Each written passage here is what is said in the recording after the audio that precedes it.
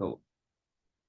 All right, good evening, everyone. So, welcome to another episode of the Engineering Leaders podcast series, where we are actually bringing together engineering leaders, okay, from various fields to pick their brains and experiences on how a young aspiring engineer can succeed and have an exciting career ahead of them.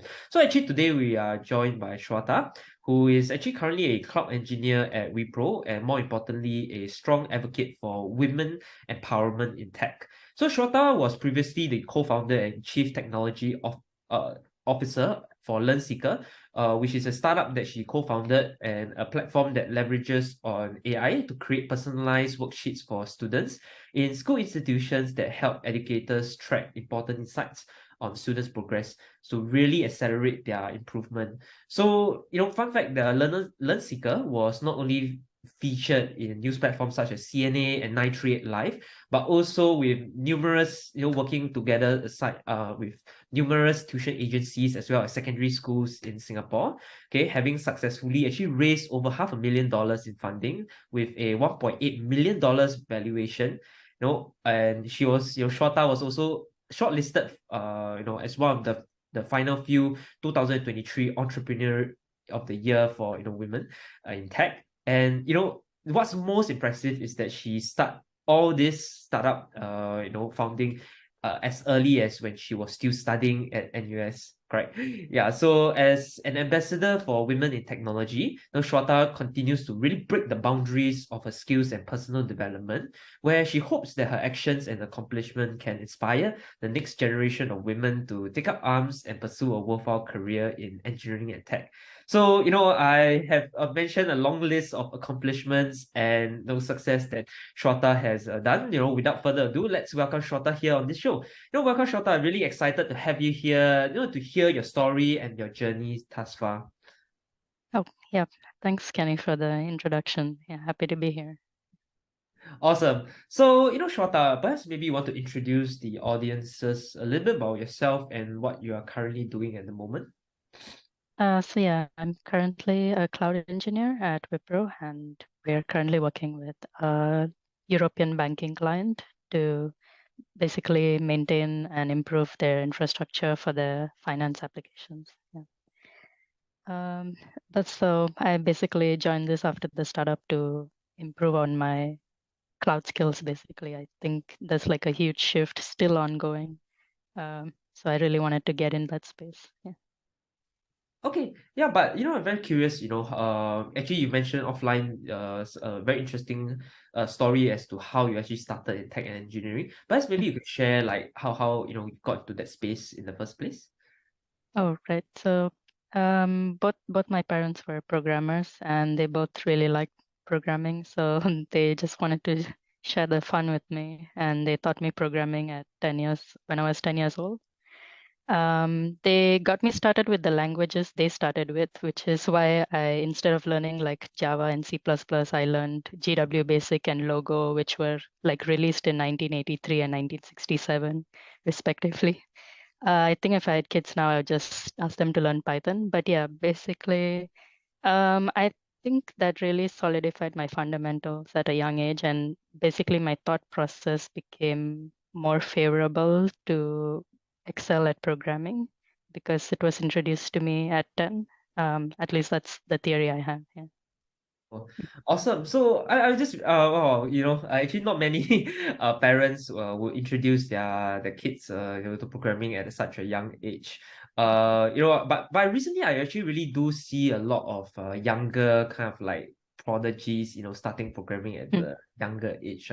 So but at the young age, right? I mean, do you find it a little bit do you find that you are a little bit out of the water? And because actually most students, they will not mm, start programming until like maybe as late as uni. Did you find mm. that you were very very different from like other of your friends who were in like primary school, secondary school? And how did you, I mean, what were your experiences? Oh, I guess I was a bit of an attention seeker as a kid, so I thought it was cool that I was doing something other kids weren't doing. And I would make like small text games and show it to my friends when they came over. And Oh. then, yeah, basically as a kid, I was doing a lot of things to earn extra pocket money. So I would like charge them a few cents to play my game or stuff like that. Yeah. Wow, wow, that's very entrepreneurial. I remember back in the day, the only entrepreneurial thing that we did back then was to sell like trading card games. Uh, Oh, right. yeah. So my friends, I think I have one friend that he did trading of like dual master cards. Yeah, he was quite successful lah. Oh, Like nice. this like secret trader, then he bring around his like books and like sell cards. But Oh, yeah. but Shweta, because you mentioned that you, as a young age, you actually start developing like, applications, games, and whatnot. So, is there like a particular application or like game that you were very, very proud of, you know, after Hmm. developing? Oh, as a kid, I guess my first text-based game, it was, I really like those choose your own adventure books. So I basically adapted my own onto like a computer application. Yeah, and then I just kept combining more and more storylines as I read more books. It became very, very long. So I guess I was proud I maintained that. Yeah. Oh, awesome, awesome. But are you I mean, did you continue the passion right now, like, making such games, or is that like a thing in the Mm, past already? I think, yeah, I kind of grew out of making games. I wanted to more and more make products that made people's lives easier. So I started making plugins, but I guess at first I didn't really grasp how to gauge people's needs and like proper stories and needs. Mm. So I would make plugins that were kind of useless, like one that could help you cheat in flash games and stuff. Oh, But yeah. Eventually, yeah, I wanted to make something useful and then started experimenting more in uni with startup ideas. Yeah. I see, I see. Well, I still remember back in the day, I think the plugins that my friend introduced me were those that I'm not sure if you play Mouse Hunt. So it's like those old Oh, like yeah. yeah, to sound the horn for you. I think that was the only like board or like plugin that I knew of lah. Yeah, I made a plugin to cheat on Cookie Clicker, which is another mouse clicker game. Yeah. Well, Oh, I'm I, sure that I, are you a part of the high score? Like one of the high score? no, Okay. someone's beaten it. Like, yeah. Okay, okay. Yeah, but Shweta, you also shared that you were fortunate enough to be part of Google Women's founder group, who actually been generous enough to sponsor a lot of their personal like one-to-one public speaking class, as Hmm. well as your for you to actually host other personal development and technical workshops. So I'm just curious because how do you find the opportunity to connect there, and how was the experience like for you? So yeah, it goes back to the Google developer space again. One time, I think someone from Google developer space reached out to me on LinkedIn asking if I wanted to talk about how I use Google products for my startup. Then I gave the presentation, and there was a networking session after that, and they were like, "Oh, there's a group for women founders at Google called Google Women Founders Network, and you should come to our next gathering." And so I went for the next gathering, and then, yeah, eventually became part of their mail group. And yeah, whenever there's like something interesting, I sign up. Yeah, and yeah, that's how. Mm. Oh, but how was the experience there like for you?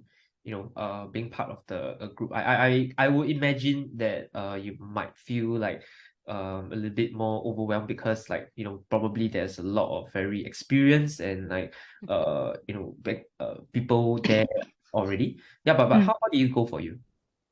The first gathering, it was like very friendly and very chill atmosphere. The presentation, I think, was about growing your startup, as in the topic of the gathering was growing your startup in Southeast Asia. And yeah, there were a lot of like really good insights, especially when it comes to Southeast Asia. The key thing is holding us back growing technically is like still the infrastructure in a lot of places, like Philippines, Indonesia, and all. So I got more insight into people who are how to say ahead in the game, so to speak, and to know what roadblocks are coming up when my own startup grew more and more. So I would say, yeah, that part was very insightful, and I also got to know a lot of the soft skills they would use. I would just observe their body language with like some of the better speakers would have very confident language and would present very well. I try to pick that up. And also getting to know them personally. Yeah, I think I mentioned to you once one founder came in with her newborn baby and husband, and the husband would take care, burp, or feed it while she was presenting. And she would often mention what a game changer having a supportive partner is. Yeah. Awesome, awesome.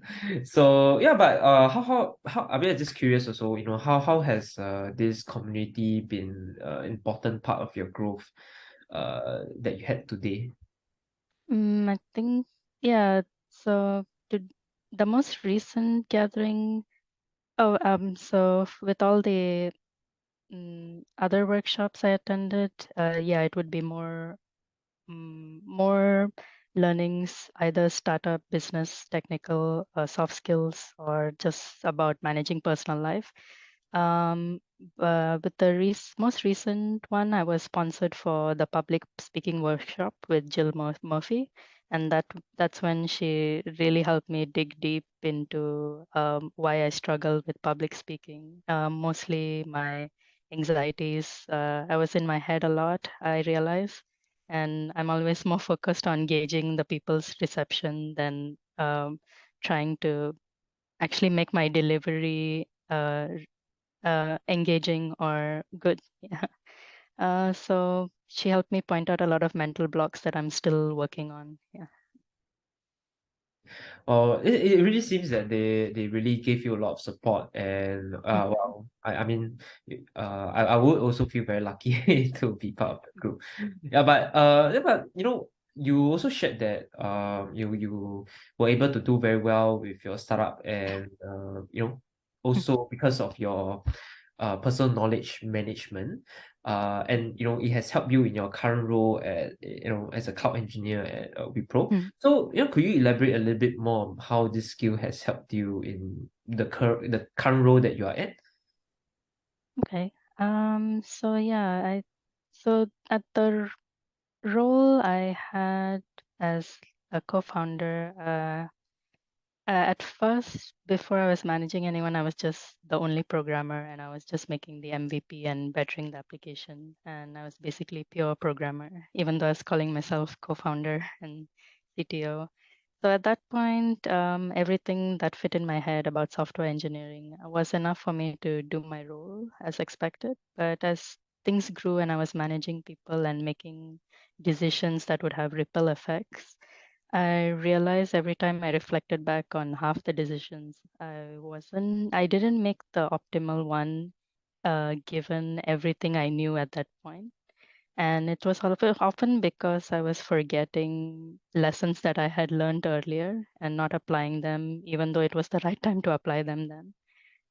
So I realized, yeah, I think my like maybe my memory just at I don't know if I hit like a personal IQ limit or what, but it just wasn't enough. I needed to supplement my memory somehow.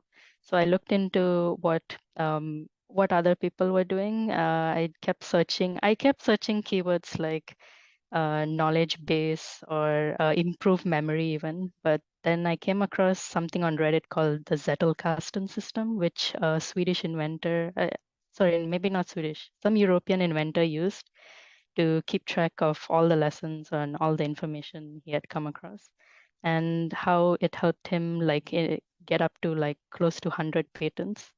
um, anyway, basically, I realized I could co-opt that for decision making and keeping track of all the technologies we I had come across. So I started off with that, and then I experimented with a lot of things until I came up with something custom. It still resembles the Zettelkasten a lot, but with a lot of additions that I haven't written down. Maybe I'll do that one day. There are other systems like the Cornell note-taking system or the Andy Matuszak Evergreen note-taking system that I would encourage other people to look into. Um, but basically, the main way I use it is I tag every time I learn something new, I make a note and I put helpful keywords. And every time I'm at a crossroads, roads, or brainstorming or deliberating on something, I can just search up the keywords related to that and look back on past experiences. It's basically like a journal on steroids. Yeah. Oh, that's very interesting. But it seems that you're very into like reflections and really understanding, what kind of like outcomes were caused by certain like decisions that you made. Yeah. So actually, do you regularly log these decision down into like what kind of outcomes and what kind of lessons in I mean in those areas? Like, do you often reflect it, or is it more of like as and when it comes, then you just log it down? Mm, when I find that I'm making, how to say, more and more unsatisfactory decisions, yeah, I start logging it in again. Um, hmm. I feel like this journal has also structured my thoughts more. So the more I used it, the less I actually needed it. But sometimes yeah, as you say, as and when I feel like I need to rely on it again. Yeah. Oh, awesome, awesome. Actually, no, I read or at least consumed this video content called by Alex Hormozy. So what he used to do is that let's say mistakes he made in his business, he will email himself. Oh, So wow. yeah, so he emailed all his failures for the past 5 years, and he always reflect back on what he could have done better. Yeah, actually, it really goes back to this book I also read. It's called Principles by Ray Dalio. Uh, Oh, okay. I've yeah, heard of it. Yeah. yeah, it's quite good. I think if you're really into like decision making and understanding like first principles, Mm, and really understanding that actually we can make better decisions that lead to better outcomes. And mm, it's quite interesting. I borrowed some concepts to it. So yeah, I haven't really tried the email myself kind of like method, but I thought of thinking of this idea as a way of journaling down like my mistakes.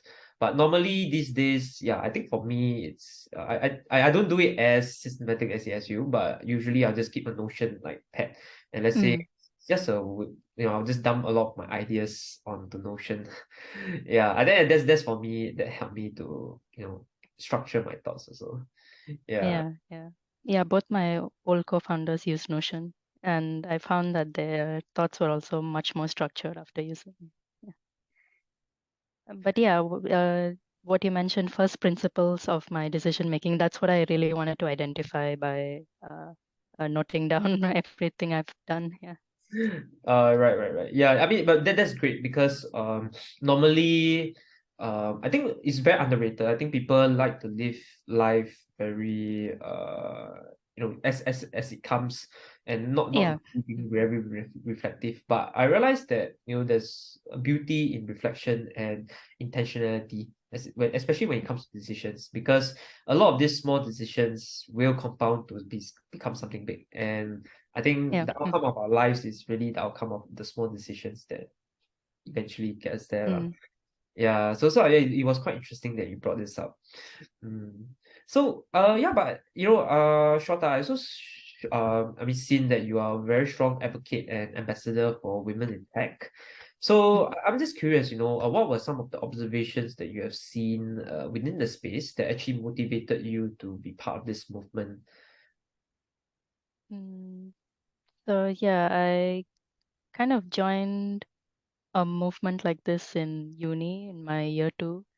So I was in the NUS guitar orchestra, and the person I sat next to was also a coder, and she sent me a link one day to the Rails Girl Summer of Code, and I thought, okay, cool, a summer project, like, and then yeah, we sent in our profiles, and then we were one of the 20 teams selected worldwide to participate, and we were the only team in Singapore then we got to work with the Sam Aaron from Cambridge University. He's mm, PhD in their computer science lab. And at first I was just really excited about the technology. We worked on accessible tech for blind people and presented it to the Singapore Association for the Visually Impaired. And most of my focus was on just blind accessibility to tech and the technology we were using, which was a mini computer called a Raspberry Pi. And then later, as I reflected on the experience, I was like, oh, I did not uh, take away that it was a girl's summer of code. And then I talked to my teammate about it, and she's like, did it make, I was basically asking her, did it make a difference to you that it was a girls only event? And then she was like, actually, yeah, it was nice. She told me like she was the first techie in her family, and she, how to say, felt more sense of belonging going to girls only events and stuff like that, because there were a lot of workshops during that summer, online workshops. Then made me realize if I could just increase the sense of belonging in more people, or if any movement could increase the sense of belonging in more people, it would be much better place for people who don't feel represented.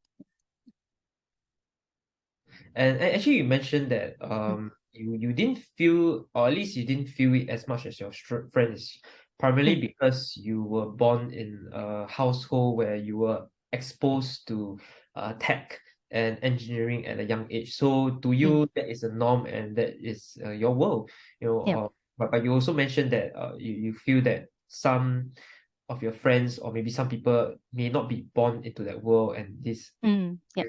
for the first time lah. So, with that in mind, right, how would you how what do you think can and should be done more to actually increase this involvement and participation, or give at least give women a much more safe space to actually get into this industry? Yeah, you're right. I think as a woman, I had the easiest entry because my mom modeled for me the way that a woman who made being a techie part of her identity, who would basically behave like. But for women who didn't have that kind of model growing up, I think mm, first of all, they might not even how to say think of going into tech in the first place. Mm, but for the women who, first of all, are looking to go into the industry but are just hesitant and want to increase their confidence, I would say they should definitely dip their toes in first, uh, using tech events that are more women centric, and then branching out into more general hackathons or just general networking tech events. Um, I think women who are inclined towards tech are also excited about technology like I am. So I think hackathons would definitely help because you get to be excited about the technology and forget that maybe you're an anomaly and maybe you're one of the seven girls in 100-person event. So yeah, that would help. Um, did I answer your question completely? Yeah, you also mentioned Okay. I think offline you actually mentioned about Mm, the uh like we should have a little bit more increased representation. So you also mentioned a little bit about quotas. Like I mm, think companies have like quotas to have like a set number of females that should be in the tech industry. But I think you also did mention a little bit about some thoughts on this and how the model could be improved. Like maybe you could share mm. some of your thoughts in that area. Okay, yeah. Yeah, so I've been thinking about this a lot. So my dad would sometimes mention like you should really try for those management tracks because they have those quotas for women now, and it would be like a breeze because you're a woman. But I always hesitated because if I made it somewhere through a diversity initiative, would I, be seen as someone not really deserving or less qualified than my peers?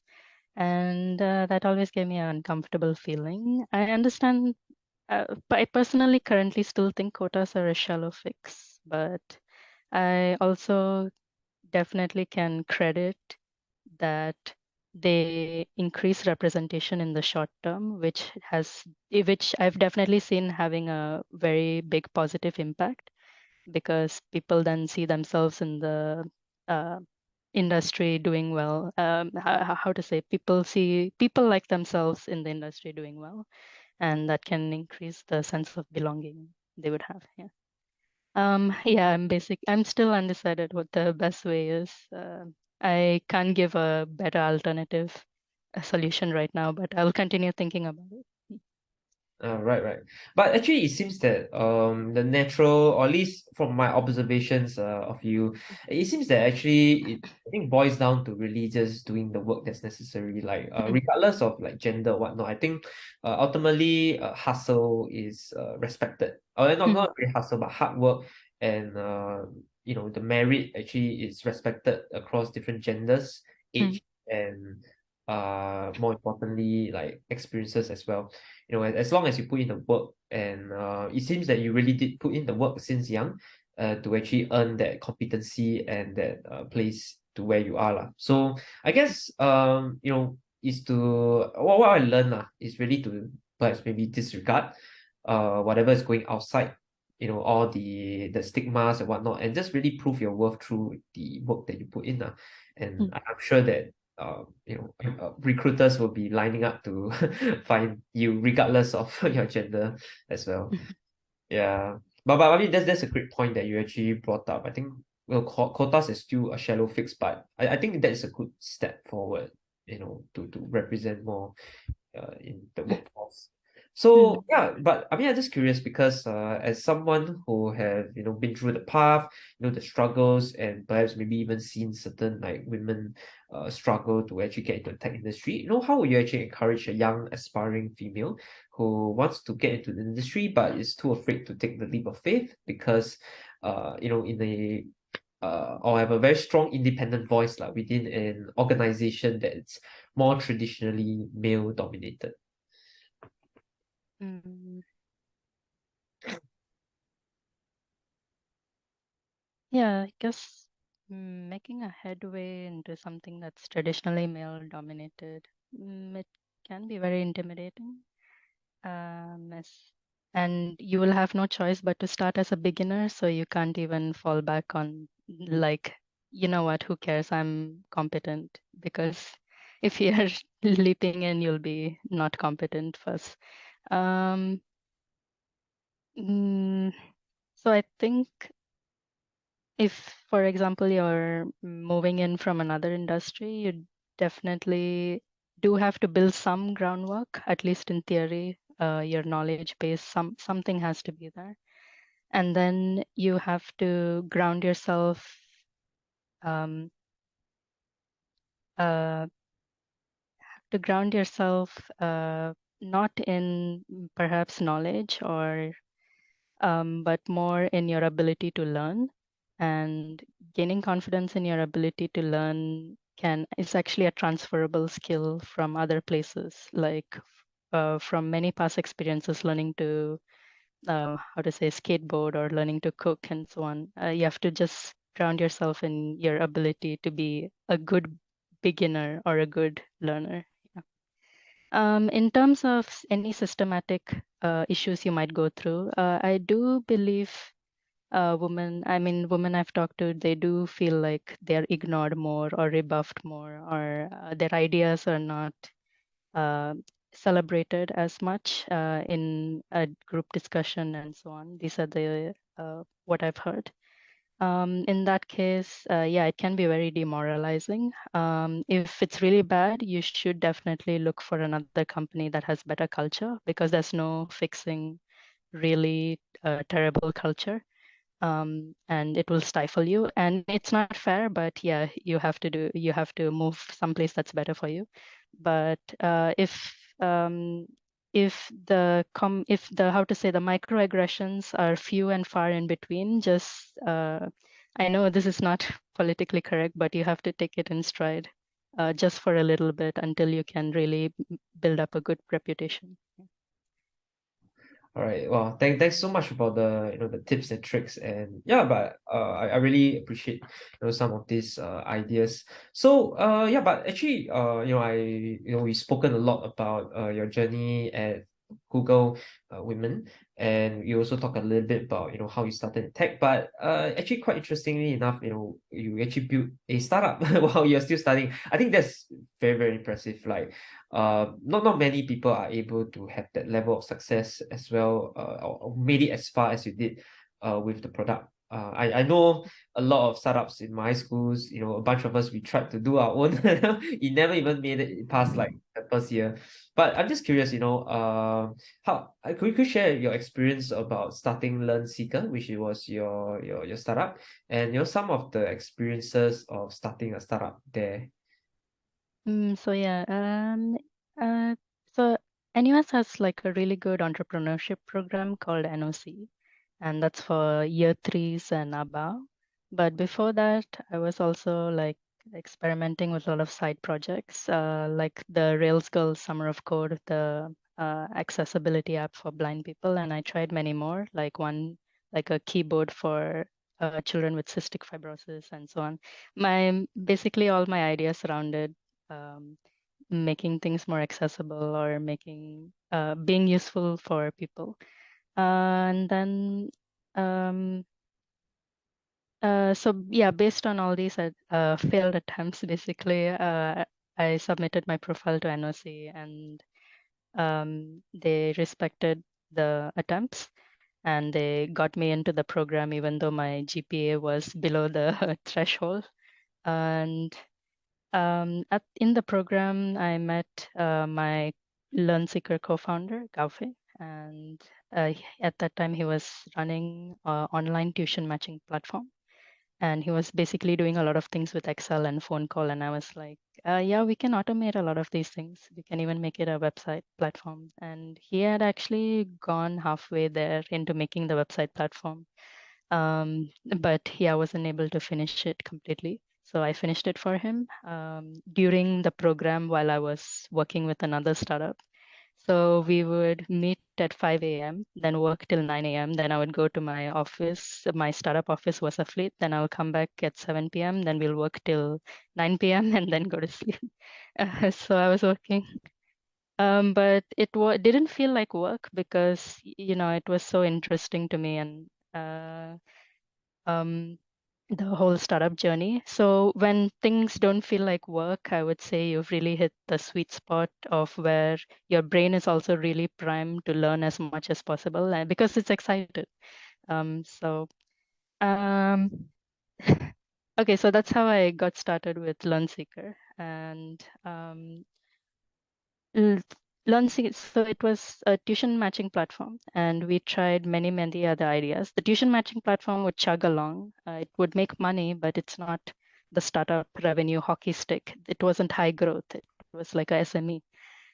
So we basically kept trying for high growth ideas. We tried over 9 or 10, and then we hit on this SaaS product, which teachers could use to basically, yeah, accelerate their students' learning. And this is what seemed to hit high growth. And yeah, um, so it wasn't an instant success. We tried and failed a lot of things. Yeah. But I think mostly what helped was the NOC program at NUS, and also just my general excitement for startup. Yeah. I see. But I mean, because I went to look at Learnseeker, and it seems like it's a really a platform to like an automation kind of like platform whereby actually you're creating like personalized worksheets and through AI powered like technology to really help new teachers to actually understand the progress and growth of a student. So I mean, I'm just curious, like what about Learnseeker, or like the direction, the vision that you had that excites you like every day to keep you going, so it didn't really feel like work to you? Yeah, so that sweet spot is a combination of being able to grow technically. In my internship, I was only given software engineering tasks, but as CTO, you could do everything. You could do data science, AI, cloud, software engineering, engineering management. You could touch almost every part of the tech industry. And that's what excited me on the technical front. On the values of the company side, we really, I mean, the company was focused on using education to empower people, basically.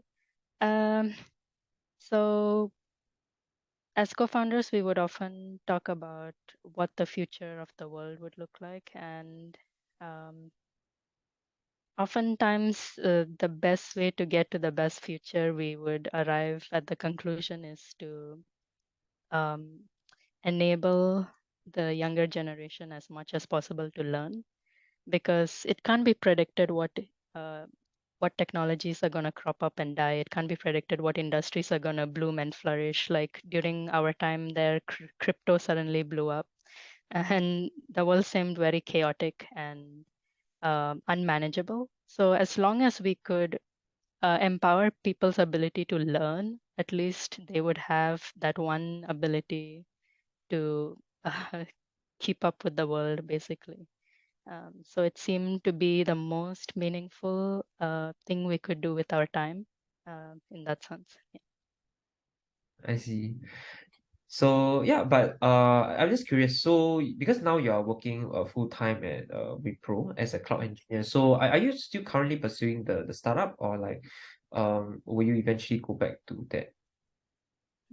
No, I've replaced myself with someone. Now, Learnseeker is known as Exablum. It's still mostly the same product, but I realized that I needed to grow a lot technically in order to, and I lacked the technical knowledge to, and the soft skills to bring the startup even further. So we brought on other people who could do that better, and I moved to another role in order to keep learning. Yeah. Oh, okay, okay. So you're, I mean, you're working full time at Wipro. So are you still part of the I mean the development crew at Learnseeker? But it's No, just no, yeah. oh, so you left. I mean, you left it completely. I mean, any plans to eventually come back? Yeah, if it grows and they still can use my skills, yeah, of course. Oh, okay, okay. Interesting.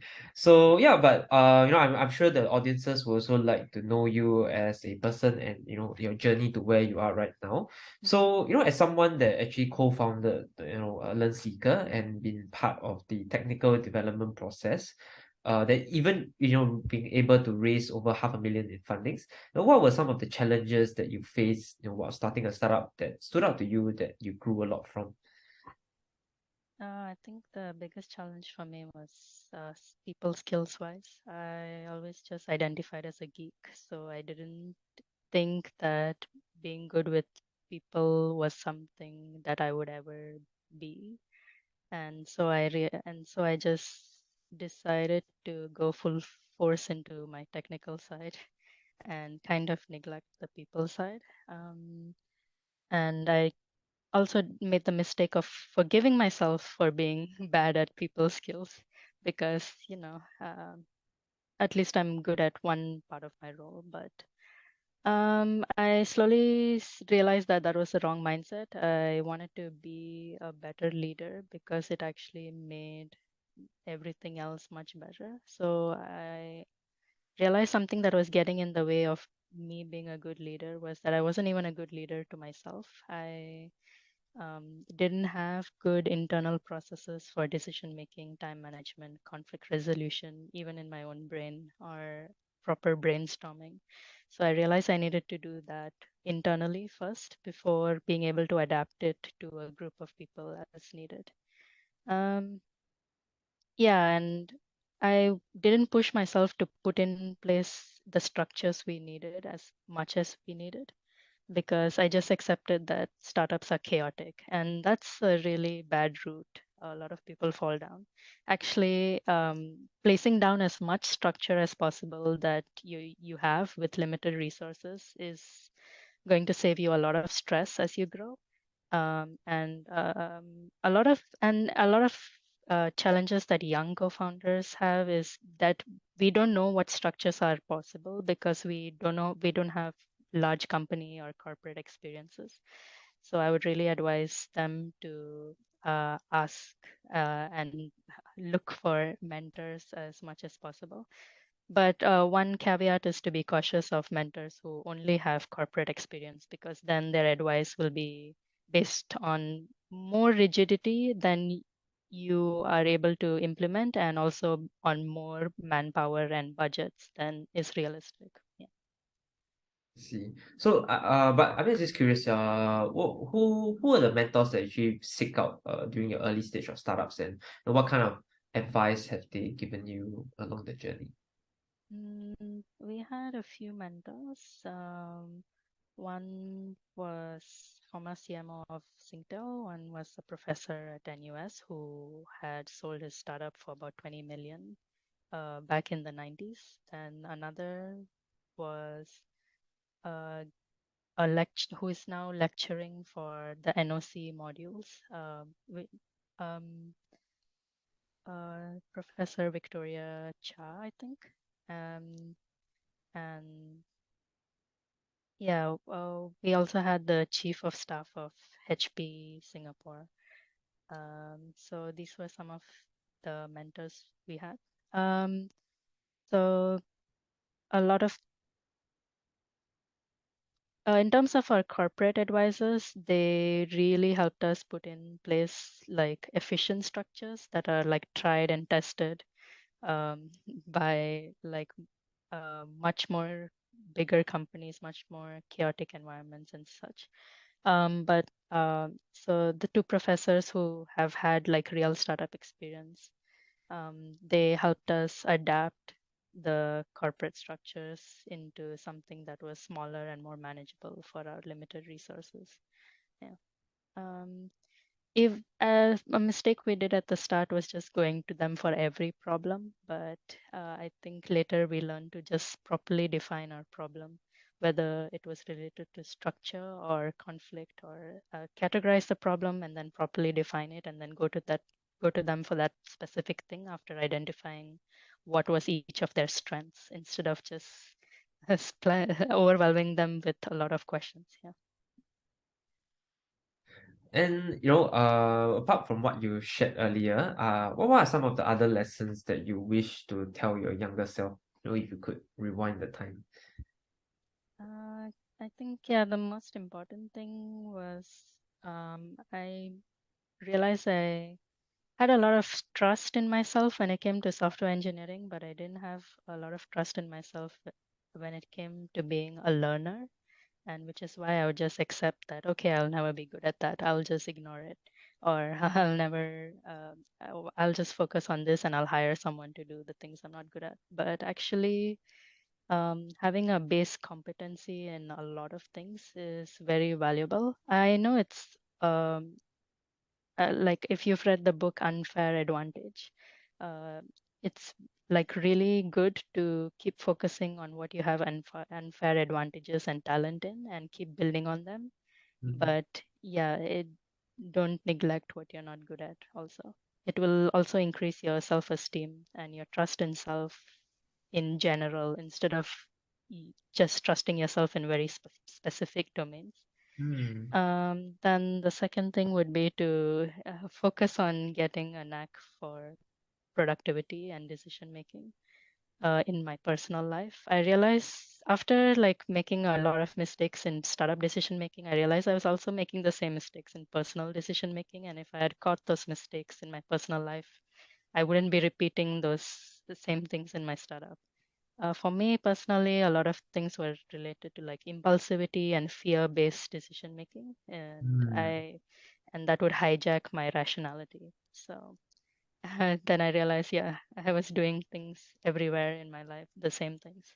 Hmm. Uh, the third one, I don't know if everyone struggles with this, but at least from social media, I observed that everything, our generation at least takes everything in an ironic lens.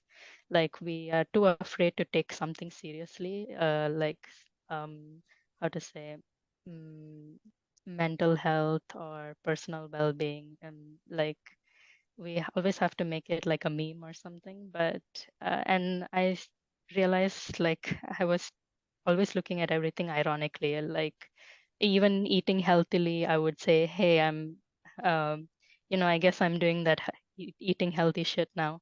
But I should actually just be taking things meant to be taken seriously, actually seriously. Yeah, especially when it comes to well-being. Yeah. Oh, okay. But I'm just curious because you mentioned about taking mental health and mental well-being seriously. So when did you feel that the transition or like the importance actually came, I mean, you felt the importance of it? Because I'm pretty sure that, in the past you might not have treated it seriously, but where was the inflection point where you felt that, hey, actually this is something that it should be taken more seriously? Oh, I started taking it seriously when it really started affecting my health. I had I had like yeah, I had a panic attack in my year 4 of uni because I was juggling startup and trying not to fail my exams, and also like my there was like a serious illness in my family. So and as the only child, I was also the primary caretaker of the family member. So I really was trying to do everything, and I would be very harsh on myself if I couldn't do it because, yeah, I just had the you can do anything mentality. But actually, limited time is a thing, limited resources is a thing, limited mental energy is a thing. So, I think after the panic attack, I'm like, wow, yeah, I'm really not treating myself well. So I decided to get a bit more serious about mental health here. Oh, but I mean, but I'm glad that you really had that realization. I think, Mm, sometimes a lot of us we tend to throw a lot of these like mental health issues under the rug until it mm, really comes and bite us much later in life. I actually used to, funny enough, I used to have that belief also. I always thought that I'm invincible. Like, yeah, come on, mental health. yeah. Like, I mean, do people actually pay people money to get it sorted? But I realized that actually it's very underrated because, as time goes by, I realized that your internal worldview, your compass, and your mental well-being is really the source of any energy or motivation for you to do anything in life. If it's not internally calibrated, right, I think a lot of us we will always run into burnouts easily, Mm, or feel very overwhelmed. So it's only like last year where I started really engaging a coach to take mental health well-being and also emotional management mhm, more seriously, and actually has done wonders to my career and the relationships I have around. Yeah, so what you mentioned, this is something that actually is highly underrated. People should know more of it. Yeah. yeah. So yeah, but Shweta, I also noticed that you are very, very into like personal developments, and you also attend a lot of workshops to improve yourself. So could you share, what that personal development journey is like for you, and some of the experiences that you faced along the way? Yeah, so when it comes to personal growth, what I started focusing on first was public speaking because I kept getting feedback from my co-founders that I'm really weak at this. And yeah, it doesn't help at all. So I started on that. We had public speaking, like the three of us, me and my two co-founders, we practice like speeches to each other, famous speeches. We worked on voice intonation, especially my voice is very soft naturally. So all that. And at first I was like, this is not an area that I'll ever be good at. Why bother? So, but both of them like helped me dig deeper and get a more growth-oriented mindset. And they told me how Both of them. I always thought that both of them were naturally good at speaking, but actually they shared with me their own journeys of how they would practice in front of the mirror, how their hands would shake the first few times, and yeah, that really changed my whole mindset. So I did public speaking, then I did productivity by experimenting with the knowledge systems and so on. And then looked into getting a career coach to basically like enhance how well I was doing my role as co-founder and CTO. Um, for that one, I got into a program called Female Factor, which I heard about through someone in Google Founders Women's Network. And through that, I met someone who was working with the Silicon Valley Google office. Um, she was basically a startup accelerator advisor, and she would also mentor me on basically how to grow professionally. And yeah, that gave me a good roadmap on what internal skills to develop to grow professionally. And most of it was basically becoming a better learner. And yeah, I went for social anxiety coaching as well. Um, and she really helped me defeat some of the mental blocks I had because I always, in some sense, I'm a perfectionist and I wanted to be a perfectionist in social situations as well. And when I realized that was impossible, I would just avoid social situations and became antisocial instead, which is super weird. But yeah, that's how it ended up.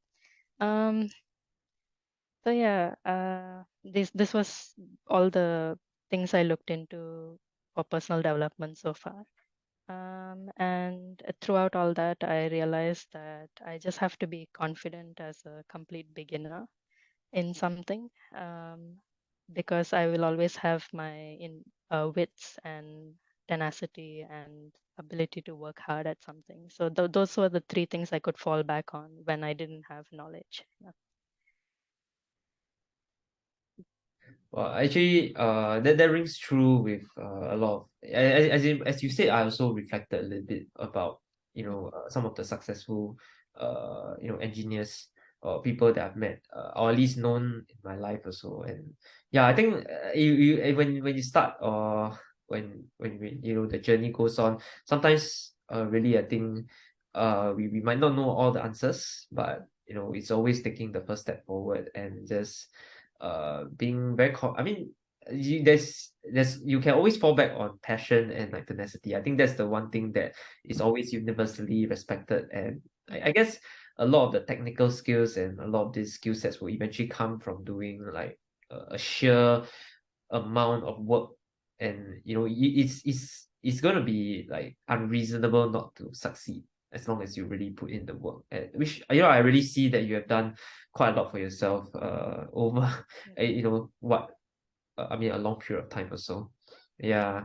So yeah, but Shweta, I believe the audiences would like to hear your thoughts on engineering and also more women in tech involvement. So let's say, I mean, like, because you are I mean, as a young engineer back in the day, as young as 10 years old, you really amass a lot of technical and non-technical skills to have a lot of opportunities in the engineering space today.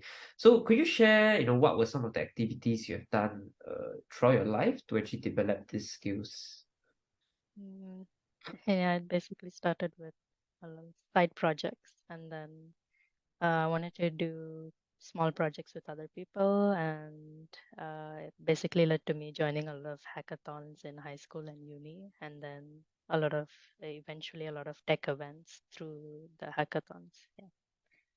Uh, those were basically how I learned most of my tech skills, and also like online courses. The non-tech skills basically came through the tech events because I could forget um, my social anxiety when talking about something that I'm excited about. So the tech events were a good place to practice the social skills. Yeah. And could you share like were some of the, I mean, or at least do you have any advice for young engineers on what they should be doing to create actually a lot more opportunities for themselves in the tech space? Uh, yeah, I think in tech, knowledge is king. So always keep learning and keep up to date because things move very, very fast and new things die very quickly. I mean, old things die quickly also. So don't stay in your comfort zone too long. Um, and the best way to cement your learning is to teach other people. And it's also a good networking opportunity also. When I say teach, I mean like if you're in uni, just volunteer to mentor or tutor someone. If you're in the workplace, then yeah, try to mentor or tutor new joinees and so on. It will really uh, help you practice articulating your knowledge, and also it will probably more often than not point out a lot of gaps in things you thought you were already good at. um, Also, yeah, there's no replacement for good learning skills. So try to improve your learning skills in a meta way, like explore new techniques. I was looking at Anki, which is like a memorization technique using flashcards. I was also looking at like there are many techniques you can experiment with. Uh, for me personally, I just settled into something that is very popular, which is read and then immediately apply, read and apply. Yeah. Yes, so yeah, I think get better at articulating knowledge, gathering knowledge, and applying knowledge. The key to getting better at tech. Yeah. So actually, quite interestingly enough, right? I had a conversation with my mentor, and I think one thing he actually did mention is that sometimes Kenny, like he mentioned it to me that you have all the knowledge and answers Mm, in your head, you're just too afraid to actually take action. And I mm, realized that yeah, you're right. I think the application of knowledge is what really separates like the good and the great. Actually, not even good and great. It's like bad and good. And the ones that are great just executes more often. yep. Because yeah, I realize a lot of times we can't just be knowledge hoarders. We need to be like extreme action oriented people Yeah. as well. Yeah, so I think I really like the idea where you learn and apply. I think that's the only way to get better and contextualize to our lives. Yeah. Yeah, yeah. I'm very guilty of knowledge hoarding, which is why the learn and apply thing was really important for me to practice. Yeah. Yeah, I mean, this is something that I'm guilty of, and actually, one thing I've done recently, I mean, it's a counter like product, I mean, like intuitive to most, but I actually stopped reading like self-help books all that much. Mostly it's because I don't want to get into the habit of like hoarding like knowledge all the time. Mm, I'm just going to pick some ideas that I've learned and just execute it. With a lot of action and volume. Yeah, I think that's for me. I'm not sure that whether that's for you as well. no, that applies. Yeah, I went through a period of reading a lot of self-help books, and uh,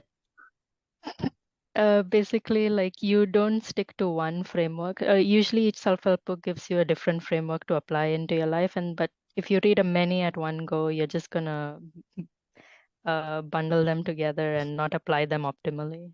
You Yeah. just need like one good system. Yeah, yeah. I also learn, about focus as well. Like, I think sometimes we are far more effective just applying like one or two skill sets. Yeah. Yeah, and as opposed to like trying to apply like everything at one go. Mm, Yeah. But Shweta, also, since we are actually facing a recession, I mm, believe there's some, worries about, job security and layoffs and whatnot. So of course I know as because you are also new in the workforce, I believe mm.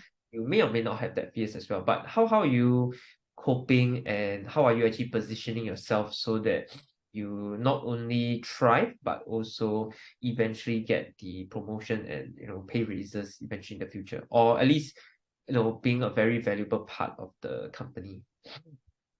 Mm, I think before getting into the company, first getting the role, personal branding is very important nowadays. So for me, crafting a good like LinkedIn page and a good resume were very helpful. Especially the LinkedIn page, it serves as like great passive marketing, especially if you put in like the keywords of the technologies that are really hot in the market right now. Recruiters will come to you through the LinkedIn search algorithm, and then you'll be getting a few calls a week, and that takes a lot of pressure off the job search. Um, then, and of course, even though it's a reception, you know, and a lot of companies are having hiring freezes, there will always be recruiters on the prowl, not even hiring at the moment, but just for collecting good profiles when they come across a role. So it's always good to have something that is constantly up 24/7 that people can come to. So that's why I really like LinkedIn. And when you have the role itself, I think what helped me a lot was being in the position of uh, engineering manager in the startup. I realized that what was very useful to me was reliability and follow up. And so I do that a lot now, which is getting me a lot of good reviews with my manager at the corporate place. So um, basically, what annoyed me here a lot when managing people is I would give a task and then there would be no like update. I would have to chase, and that's putting more um, pressure on the person who is managing you. So if you can just be more reliable and make the manager's life easier. I know it's easy. I know it's like easy to say, but always try to think from the perspective of who you're servicing, whether your manager or your client. Yeah. Yeah, I think this is something that I also been working towards is really like accountability and just being very Mm, fast in the response. I think yeah. sometimes I can also be very overwhelmed by like so many messages and I'm also guilty of like sometimes replying slow to certain group of people where or at least situations where I feel that it's not really urgent. But yeah, I think response is really underrated, like in especially in the workforce and your career as well. Yeah. But I mean, I'm just curious. I mean, besides response rate, right? Mm. Can you elaborate a little bit more about what reliability means to you and why is it so valuable in the workforce? Oh, for me, reliability, if I can put it in like programmer terms, it's like if I put an input into a software and then I get that output like 99% of the time, then yeah, I would say that software is reliable. So as a manager, if I like the input is a task request and then I get the output within the like speculated time, 99%, like as high rate as possible, then I would consider that person a very reliable person of like member of my team. I basically want like a black box that I can put requests into and get like productivity or whatever I want out of. I know that it's very hard as a human being to become that reliable black box. And sometimes you have to open up the box and, hey, I'm having issues. Can you help me figure out what the problem is? But um, if you can, yeah, just be that input output as well as possible. Yeah, that would be reliable in my view. Maybe it's mm, I mean, I don't know if it's a mature perspective. Maybe I'll change it. Yeah, I mean that makes sense. Mm, But speaking of like inputs output, I can remember when I was like still studying at engineering. I was like terrible at coding. I remember I just input all the like data and I keep mm. getting like wrong test cases or like it was so frustrating. I flunked my engineering like Oh, oh no. it was undergraduate. Yeah, but as in but I do enjoy the process of like learning and really growing, and also understanding the challenges. Like I don't think it's a very easy thing to do, all the time, and yeah, and also being very reliable as well. Within the team context also. Mm. Yeah. So anyway, I mean, but Shweta, as we wrap up the podcast episode, do you have any last piece of advice for the audiences out there, who are looking to explore the career in tech space, women in tech or like in general in life? Yeah, just get to know your tools very well. Get like sharpen your tools. If it's technology, just know your editor well, your browser, your computer, the hardware. I know it can be pedantic, but um, to know your tools inside out can uh, really change how you work and think about being better at work. And I think we live in the information age now, and especially in the tech industry, knowledge is king. So really learn how to manage knowledge with the right tools. That's what really changed my life the most. And the information age can be very chaotic. So anyone who can navigate this is really miles ahead. Yeah. Oh, okay, anyways, thanks so much for sharing all of this. I'm sure the audiences would really appreciate your sharing and your journey as well, Shweta. And yeah, though my last question to you is, where can the audiences actually best reach and connect with you for, let's say, if they have any advice or opportunities? Oh, yeah, definitely my LinkedIn profile or my email. Yeah. You want me to say it like say out the email? No worries. I'll drop your profile, your link. Because most of our audiences are on LinkedIn, so Okay. probably I will just drop it in there. Yeah. So yeah, as we wrap up this episode, thank you, Shweta, for being on this show and really just being an awesome guest as well. I think actually really the one thing that everyone should be very inspired by is really her tenacity and her dedication to growth. Having that growth mindset. I don't it's a very easy thing to say, but Shweta, you agree that it's not easy to practice, right? All the time. No, no, not at all. Yeah. Yeah. So, and of course, I think starting a startup is never easy. I've seen so many of my friends we tried to do the same thing. We couldn't even like pass the first stage, which is actually understanding the product market fit and doing Mm. the hard part of doing user research, coming up the product, seeing whether the product would make sense. Yeah, well, can't imagine the work that you must be doing through. Yeah, but but it really shows a lot of passion that you have for the industry, and I'm sure that you go really, really far with your career and what you're doing. Thank you. Thank you. It's been great. Okay, can. All right. So anyways, thank you, Srota, and I will see you in the next episode.